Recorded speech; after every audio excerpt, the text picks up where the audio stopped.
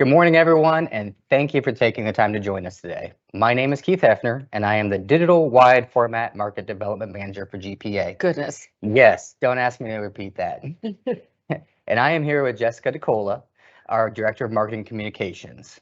And we are here to talk about one of the largest growing topics, not only in the print industry, but globally among all industries, and that is ESG and sustainability.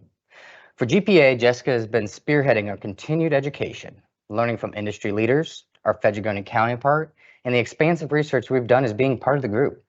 We are excited for the opportunity to be here to just share a little insight into what this all means for you, your business, and why you should consider this to be part of your 2024 initiatives if you haven't already.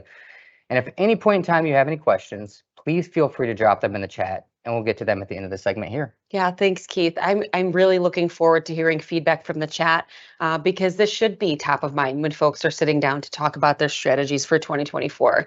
Most everyone is planning their year-end reviews right now. They're taking the time to look at what worked this year and what didn't, how to increase profits next year and elevate their presence in the marketplace. Really find ways to attract new and lasting talent and really build on culture and create an attractive workplace. And I think one of the myths that surround this whole ESG and sustainability thing is that it's a trend. And I'm here to tell you that it's not. By a long shot, it's not a trend. It's an insight and one that is growing in demand much more rapidly than we realize. You're right. And I totally get it. I mean, we're surrounded by it in every part of our lives. You know, I was watching football this past weekend. No, the Browns. And naturally, I had to fight with my kids to even get the TV. But I can't help but notice that the majority of the commercials that are on there had something to do with what brands are doing to take on there as initiatives to become more eco-friendly, right? Yeah, I mean, you can even see it in their branding, Keith. I mean, take a look at these few companies alone and the changes they're making to their sustainable product lines, the color palettes, the green leaf on top of the Apple icon, the craft color for Target, so it looks more earthy, as you said. Some are more subtle than others, but they're all making it known they're doing something to visually show they're in line with ESG and sustainable efforts. You're right. I do love those little earthy tones. They're very nice. But you know, what does this have to do with ESG? Yeah, right? That's a really great question, Keith, and a more complex answer than just explaining what that acronym means. I mean, that is environmental, it's social, it's governance, and I promise we'll get into that. But what I think most fail to realize is that this initiative, as you mentioned earlier, has a much broader impact than just the print industry. In 2015, the United Nations, they came together and recognized the importance of creating these sustainable goals. And of course, what that means for the environment, right? But also how critical it is to engage in socially responsible business practices. They created 17 global goals, all interlinked, to be achieved by 2030. Wow. And those range from climate action to reduced inequalities and even promoting health and well-being, right? Got to take that yoga class. Yeah. You know it. But you know, the UN isn't just a few people sitting at a table talking policies. I mean, we're talking about 193 member states. Hey, that represents a huge majority of the world, right? The world's largest governmental organization. Largest, okay. Yeah, biggest. Which means they're not messing around. Yes. Again, not a trend, it's an insight. You say this again. Okay, can you go ahead and tell me what is the difference between a trend and an insight? I'd be happy to. Thank you. A trend is something that's hot at the moment, right? It won't last long term. Kind of like Taylor Swift showing up in the Mahomes suite at the Chiefs game. I haven't seen that before. No, something that will eventually fade away. And an insight is something that it's an active understanding through analysis, something that sticks around long term, not something that's going away anytime soon. That makes sense. Yeah. I'm okay with that trend to be over with, just so you know. I bet you. I'm sorry, all KC fans out there, but okay, so I can understand this. An insight is it's here and it's here to stay. Yes. Okay, I can get that. So why don't we get into what ESG really is? Because in reality, I bet you many of our listeners are already engaging in these practices and they probably don't even realize that they're doing it. Yeah, absolutely. I mentioned earlier that the E in ESG stands for environment, right? Environmental. And that is a massively critical part. Recycling, purchasing eco-friendly products, and even saving the polar bears and the ice caps. Those are all things people think about, and they all fall into that category of ESG and sustainability. Yes. Yes.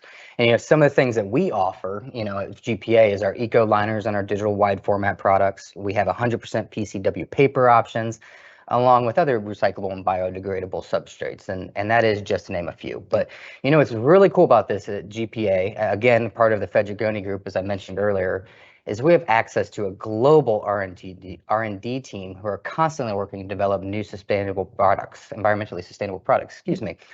And I have heard some of those coming down the line, and I'm pretty excited about what's coming, by the way. We're going to have to talk offline about those. I'm going to tell you. I want to know.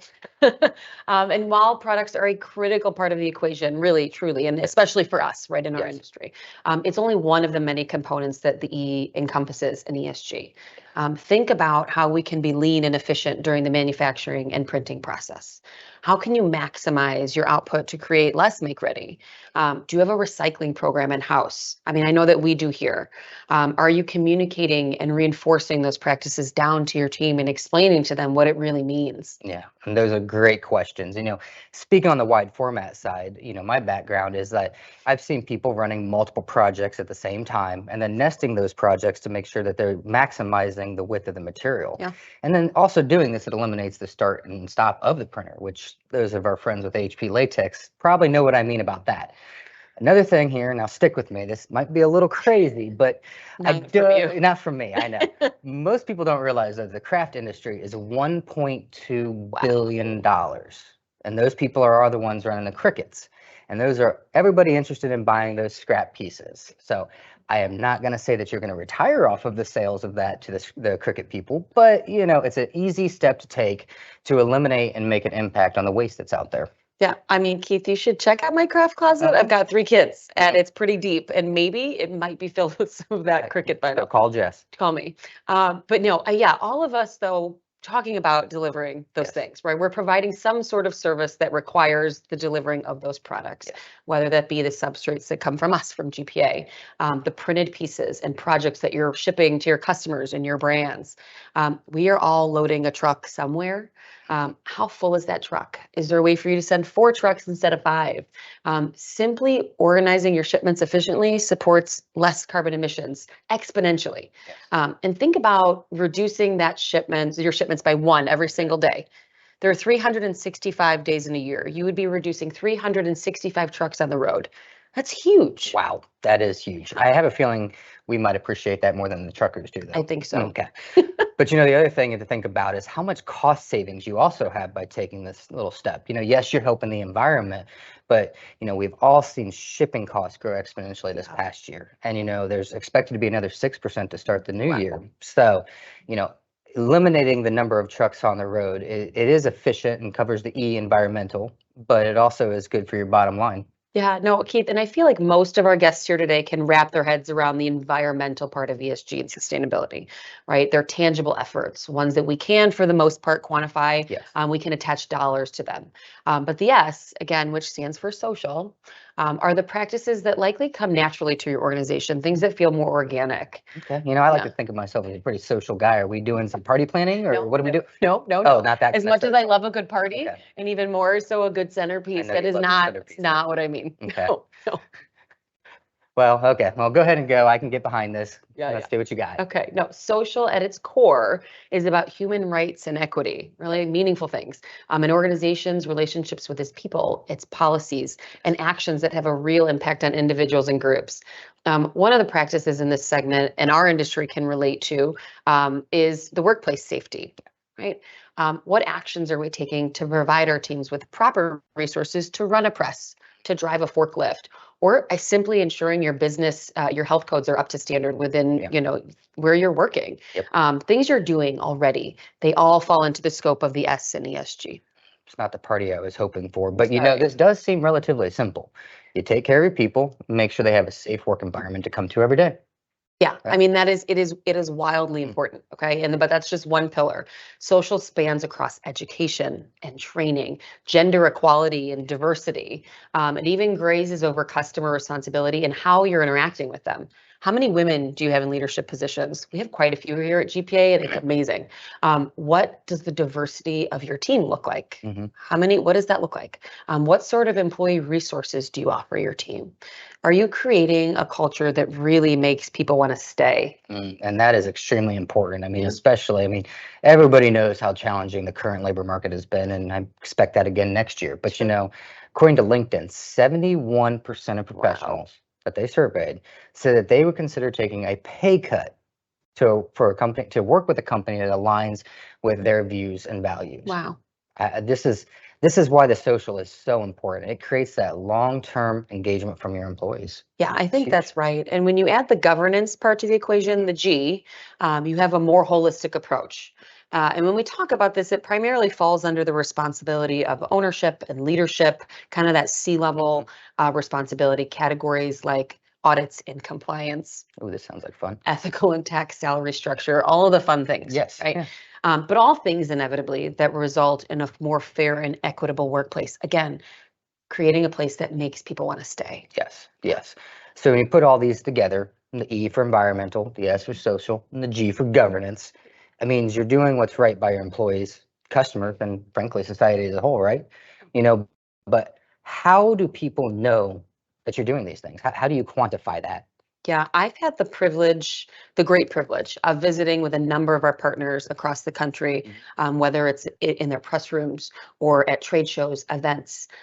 This is the third sustainability event we've done this year, GPA has. And what I found most interesting is that every single one of them is in a different place in their journey. And not only in mindset, but in investment. And not just financial, not just the dollars, but also the resources, the time, the commitment, because you think about it takes all of those things to really engage here. And there are various levels of certification that exist and are recognized by our industry and brand community. GPA is part of the Fedrigoni Group. As part of the Fedrigoni Group, we have the platinum rating through EcoVadis, which is one of the largest and most recognized accrediting bodies for ESG globally.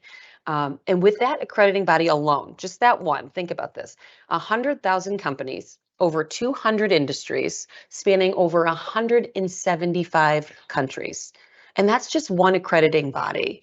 I mean, you can't tell me that's not impactful. Yes, especially with companies that are also there, like Johnson & Johnson, Bridgestone, JP Morgan. I mean, this is impactful, but let's be honest, those are some massive companies with some massive resources, big resources. Yeah. It seems a little overwhelming of a place to start for a company just in the beginning part of their journey. So is there anything maybe a little less intimidating that might make more sense for our partners? 100%, right? There are much more manageable and just as effective certification processes. Let's think about time is of essence, right? None of us have extra time to do these things, but one that's highly popular in our industry and a little bit more manageable is SGP. Here's another tongue twister. I was going to say, ready? I'm looking forward to hearing this. Sustainable Green Printing Partnership. Got it? Yep. Okay. This is an accreditation that's specific to print and packaging, us, right? Yes. And it's widely recognized in our industry. And Keith, there's also the good old FSC certification. I mean, everyone knows what that is. And most are already purchasing these certified products. And what's interesting is that a lot of printers are foregoing their FSC certification themselves because the vendors they're purchasing their substrates from and products from are already certified. Yes. So it doesn't make sense to double certify, right? That supply chain from start to finish is essential. And when you're taking a look at how you're purchasing your materials, it really is. You're right. It doesn't make sense to double certify. No. So, but hey, just by buying FFC products, you're already taking a step in the right direction, right? That. But according to studies, though, 75% of print businesses have actually already achieved some form of accreditation. Wow. So, but why it matters and what this provides to those who participate is the opportunity not only just to do the right thing, but also, and probably even more attractive to stakeholders, are the advantages to the business. Yeah, I mean, of course, it 100% needs to be beneficial to the stakeholders, right? We're all here to do a job. We're all here to make a profit. But if it's done properly, it absolutely will. Companies with large participation in ESG initiatives tend to see long-term cost savings. Think long-term, whether that stem from the optimization of supply chain. We talked about that earlier, start to finish, which according to Forbes, 2/3 of a company's ESG responsibilities lie within their supply chain. Yes. Energy efficient technologies, things that we're implementing in our organization, whether that be IT infrastructure or the reduction in waste, recycling programs in your lunchroom, dozens and dozens of other practices. And I think also when we talk about our industry and what the next generation of printers are, brand owners, consumers, according to First Insight, 62% of Gen Z shoppers prefer to buy from sustainable brands. Wow. 73% are willing to pay more for sustainable products, more money. Wow. That's nearly 3/4. They're these next generation, they're likely to buy things based on personal and social and environmental values, things that they care about. And this all rolls up into this category, this Yes. topic. I love the percentages, and they are high percentages, but I am a numbers guy, and I like to, let's put that into perspective a little bit. There are roughly 69 Wow. million Gen Zers. It's a lot of young people. So it gets, just wait, 72 million millennials. Wow. So you're talking about two generations that cover nearly 50% of the population who are all controlling buying. And those stats that you just gave show that they are driven to make their decisions and align with companies who practice sustainability. It's incredible, truly remarkable when you think about how large of an impact a group can have when they place value on certain things. And correlating with the social part of ESG, think about this group and the impact they have on workplace retention and what attracts them to companies for employee engagement and opportunities. You're a millennial, right? What attracted you to the opportunities or your buying power? You're right. I am smack dab in the middle of that millennial generation. But this is a topic that I can get on board with and speak personally about. I've been with GPA Fedrigoni a little over a year now. That long? I know, isn't that kind of shocking? But I have no plans of leaving anytime soon. The culture built here based on the goals and initiatives of ESG has made it such an impact on not just how I view the company, but also how I view myself and my contributions to the company. So honestly, part of what brought me here and what was so attractive is the stance that we take on ESG and sustainability. Environmentally speaking, to be able to make a difference and having a voice in what that new product I mentioned earlier could be, and actually, people listening to me about that, and socially to be able to contribute and just be heard and feel valued that what we're doing here is important, and the governance is really the bow on top. It's just, there's no question about what my job is. There's accountability and transparency as a company. So long story short, to answer your original question, yes, I am in fact a millennial. Well, Keith, I'm so glad you're here. Thank you. And I think your experience speaks volumes about how other millennials and Gen Zers feel about their employment opportunities, and why inevitably, right, one of the reasons companies need to take this into consideration when they're thinking long-term about the health and success of their businesses. Yes. And let's talk a little bit more about that long-term health and success. Did you read that McKinsey report that found global sustainable investments now tops $30 trillion. With a T. With a T. With a T. With a T. Trillion dollars, which is up 68% since 2014 and tenfold since 2004. I did read that report, and it was astounding. And what that report also shared was that in many industries, these brands are at risk for a loss in EBITDA should they choose to not engage. A lot of our business owners, senior leadership, right, investors, they'll understand what that means and how important that is. There are government regulations and subsidies that are becoming way more prevalent and requiring organizations to be completely transparent in providing documentation that proves their involvement in these efforts. Yes, and that is exactly what's, strap on tight. This is another tough one, but this is what's happening in California. The California Climate Accountability Package. I don't know why we can't make it shorter. It works to ensure transparency and greater accountability on behalf of businesses by requiring all businesses, every industry across the whole entire state of California to disclose any information regarding their business operations and activities. Wow. And what's telling about why this is critical to future opportunities for our viewers at home is the fact that you can access these brands and their sustainability reports and see what they're doing. Go online, you can check any of their sustainability reports, that these larger companies and even smaller ones are taking the lead and implementing these practices, and with great transparency. Have you heard of Amazon? I don't know. I was going down the rabbit hole the other day, and I ran across this little company called Amazon, and I found their ESG report, which they have annually. And it shows what they've accomplished, what their goals are. And I did not realize this, but they eliminated 2 million plus tons of delivery packages since 2015. I don't think I helped with that. Probably not. But can you imagine how many less trucks are out on the road now because of that? But then also on the social side of things, they're heavily involved in volunteer opportunities. Last year, 50 plus countries participated in Amazon's Global Month of Volunteering. I love that. I knew I liked Amazon for a reason. And that other company, Ford, that does something with cars, right? There might be one in my driveway, has a goal to eliminate single-use plastics in their operation by 2030. It's only in a few years from now. like the printing industry in most organizations, there are supply chains involved. Ford has openly shared and continues to build ethical and sustainable supply chain standards, because it's not just the product you buy and that company's standards, but their vendors and who they choose to partner with, Yes. whose sustainability practices are considered. It's upstream, downstream, start to finish. That entire supply chain is so important. 100% correct. And I mean, that is why companies like Ford and Amazon will continue to partner with like-minded companies that help them complete that supply chain that you mentioned. So, but those are two extremely recognizable brands. But what's nice about some of the practices is that you don't have to have their deep pockets. Volunteer opportunities. Yep. Elimination of single-use plastic. Reduction in shipping and logistics. I mean, these are all scalable things. Yeah, I mean, again, Keith, this is why this is an insight and not a trend. I know I've said it 1,000 times here today, and I will say it 1,000 more. Yes. But large, recognizable brands are already doing this. Bills are being created, laws are being passed, regulations are being enforced, and these larger brands are really setting the tone for how we're going to have to do business Yes. in order to do business at all. And we have to get on board or we're going to be left behind. That is right. We need to have these conversations now and be on the front of the insight, your favorite word. Thank you. Because it doesn't just give you a competitive advantage, but it's going to give you the competitive advantage over those who just don't see the value in it, having these conversations, or that don't see the writing on the wall that this is coming one way or the other.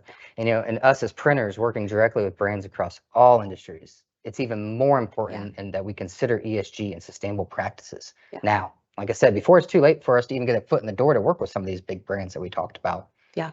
I mean, yeah, it's that's exactly what that means. Yes. I mean, kind of like the massive movement we're seeing where we're seeing gift cards, like the ones at Target when I'm there every Sunday. Yeah. Oh. Don't tell anybody. That only 12% of loyalty and gift cards currently are produced by brands on paper. Yes. 12% paper, guys. Their goal by 2025, which is basically tomorrow, right? I mean, we're 2 weeks away from 2024. So this is happening now. Their goal is to reach 75% plastic to paper gift and loyalty cards. That is, I mean, it's wild, that massive jump in such a short period of time. It's going to be here before you know it. It is. Can't believe Christmas is right around the corner already. Not ready. Just think about that statistic though, 75% by next year. I mean, can you imagine all the other initiatives though that are in the pipelines that aren't even on our radar? No, I mean, this is why it's so important to start these conversations if you haven't already, like you mentioned earlier, and why we at GPA, as part of the Fedrigoni Group, are going to continue to do our part. Yes. That means accessing our global resources for the latest in education, attending and participating in forums, larger conversations, trade shows, events like this, to share information and opportunities there are for you all to engage with, but also for us to continue to learn from. Yes. Yep. And speaking on engaging, I think maybe we might want to look at some of these questions that have been popping up in the chat and maybe take a few minutes to answer them. Yeah, that'd be great. Do you remember your password? No, I think it's sustainability. Maybe. Oh, I don't know. Yeah. Okay. Oh, there we go. Great. There we Awesome. Hey, it worked. Good. Perfect. All right. So the first question we have here, where would we recommend a printing company start their journey? That's a good question. No, that's a really great question. Yeah. And I think that we mentioned this earlier in our time together today. You guys are probably already doing some of these things, right? I mean, we talked about recycling programs. We talked about optimizing truckloads and shipments. I think what's really, really critical is that we put some metrics to it, that we measure these things. We can't provide information to these accrediting bodies without metrics involved. And I think maybe a good place to start is comparing against SGP criteria. I'm not saying that against Sustainable Green Printing Partnership. I was waiting. Comparing, right, what you're doing, your metrics against what their criteria are, because you're probably already doing a handful, if not more, of those things already. Exactly. I mean, just being here and talking with us and listening to us, I mean, that's a step in the right direction. Starting that conversation. Exactly. Yeah. The next question we have is FSC part of ESG? It is. I think it's the one, right? We talked about it earlier. Again, it is something that is widely recognized in our industry. And it's the easiest, I think, to provide visibility to. Most vendors have some sort of FSC certification, and you can ask for that simply by touching base with their procurement company to see, or their procurement team to see if they have that. But yeah, I think that's a really, really great question, and one that, is largely recognized in our industry. What else do we And, have? another one that actually just popped up here that I think kind of goes back to the first one that we were talking about, the metrics, and a good place for people to start was how often should printers actually change their metrics? How often should they look at these numbers? Yeah, I think on an annual basis, right? I think that, you should take the time when you're doing your inventory counts, when you're doing your audits. Those are all times when you're gathering those metrics anyway. And so it allows you to kind of take that time, put it in your calendar, carve that out, to kind of to reevaluate and add to the things that you're doing on a sustainability and ESG front. Yeah. Right. Yeah. So I think it's a reasonable amount of time in between each.